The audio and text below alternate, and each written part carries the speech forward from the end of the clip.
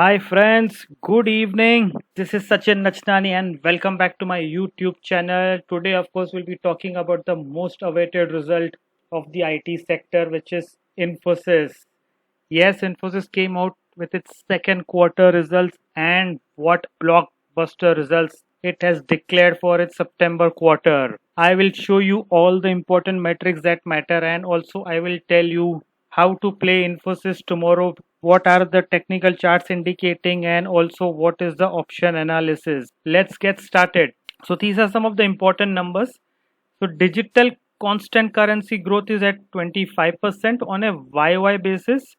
These are all YY numbers, so let me just take it through immediately. Constant currency growth is at 2.2% on a YY basis again. Operating margin is 25.4%. $3.15 billion. This is one of the largest deal signings for Infosys in one quarter ever. And of course, by now you must have known that it has declared a dividend of 12 rupees per share, which is higher by 50% as compared to last year. Now let's get to QOQ numbers. So the constant currency growth is at 4%. This is very strong number for Infosys. The same for Wipro, which came out with its results yesterday, was 2.2% only. Very strong revenue growth for Infosys on a constant currency basis. Now look at this. Digital revenues as a percentage of total revenues have grown to 47.3%. This is the highest for Infosys. Financial services or BFSI constitute 32% of the total revenues, and that's not surprising, like I've mentioned before in my earlier videos also. North America, like all companies, constitutes the highest revenue in terms of geography. Then is followed by Europe, rest of the world, and India is only at 3%.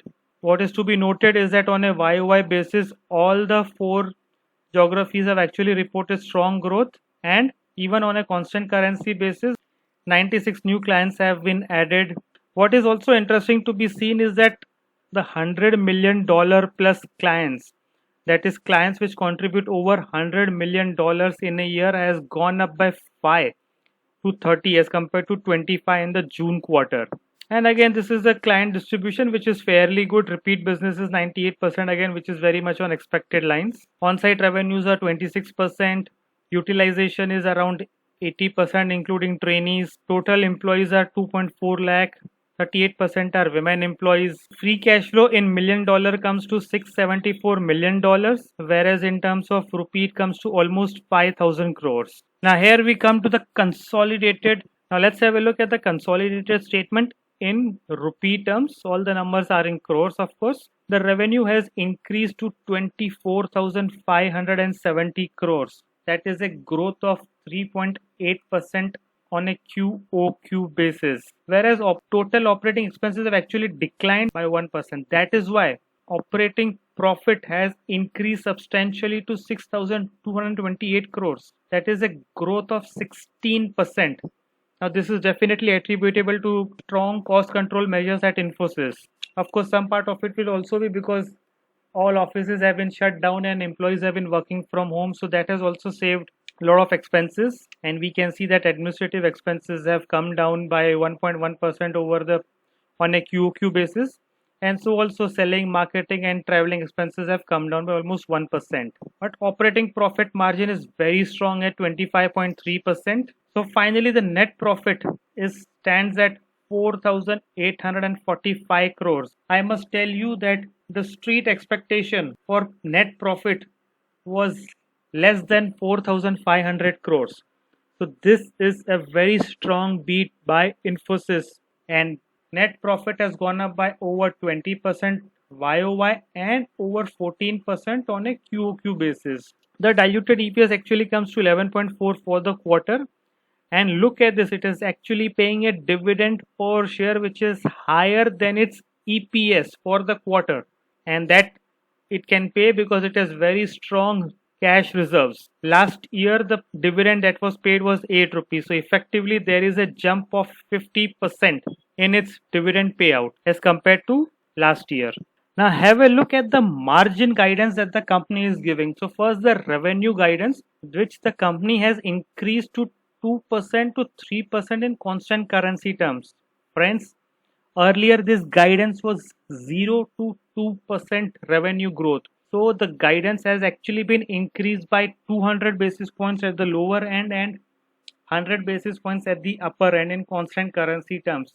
This goes to show the confidence that the company has in its ability to deliver for the next financial year. And similarly, on the operating margin front, margin guidance has increased to 23 to 24% range. So the operating profit margin has come to 25.4%, which is a jump of 370 basis points on a YOY basis. The free cash flow is at $674 million, which is a growth of almost 70% YOY. Look at this, the attrition has declined to less than 8% from 18% in the previous quarter.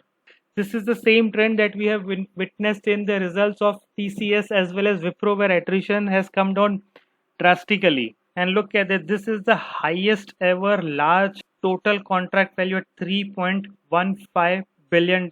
In fact, this total contract value is actually more than the TCV, total contract value, for the full financial year FY18. So look at the growth. And they are completely attributing their growth to their employees. They are saying that employees have been a critical part of our success, and as a recognition of the stellar performance, we are giving 100% variable pay along with a special incentive for second quarter.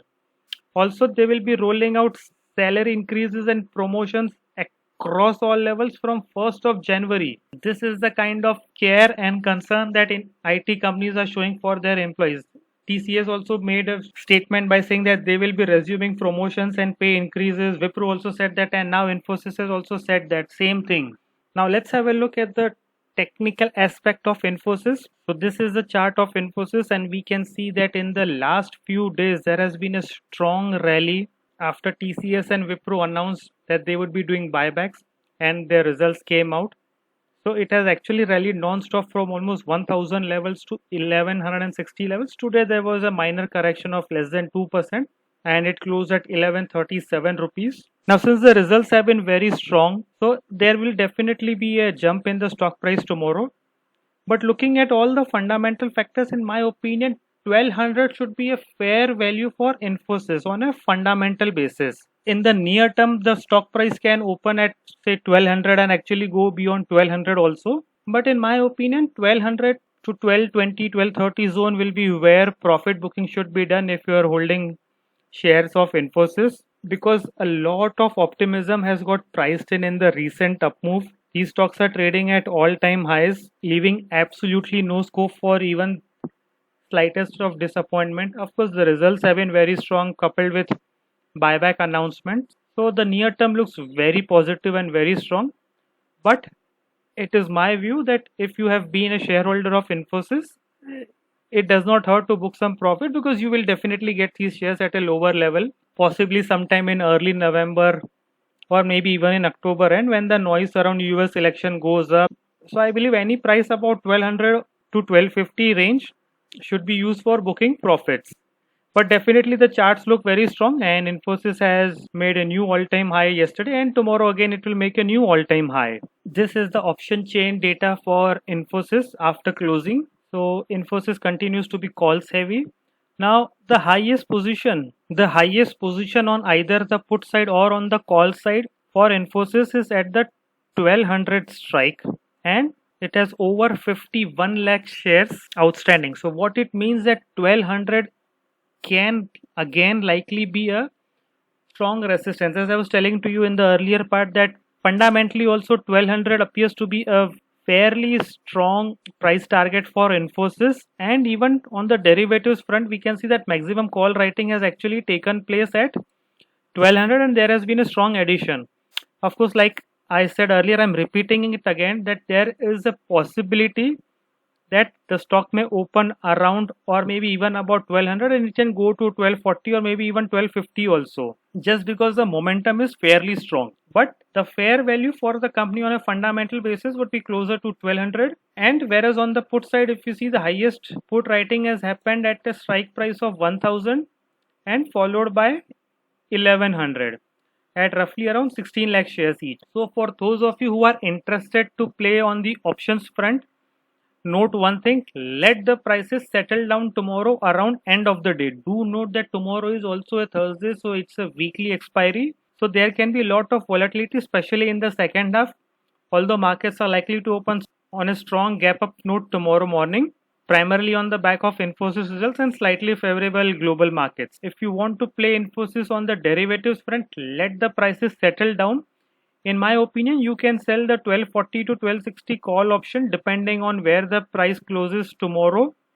And on the put side, anywhere in the range of 1040 to 1080 is where you would want to sell the put option to pocket the entire premium for the rest of the month. Do note that because the IVs are on the higher side of over 50% on the call side and over 46% on the over 50% on the put side and over 40% 46% on the call side, IVs will come down tomorrow after the results, so there will be a cool off in the premiums tomorrow. So although the call premium may go up marginally, the put premiums will come down drastically tomorrow. So wait for the prices to settle down and then you can sell put option in this range and call option in this range. But do note that you need to sell options which are out of the money on the call side as well as on the put side. And of course, because these are stock options, it's always better if you want to take a hedge on both the sides so that you get a hedge as well as you get margin benefit. So that's it from my end, friends. I hope you have a profitable trading session tomorrow. Do take good care of yourself and your family. See you soon in the next video. Thanks for watching. You can reach out to me on Twitter, Insta, LinkedIn, and of course YouTube.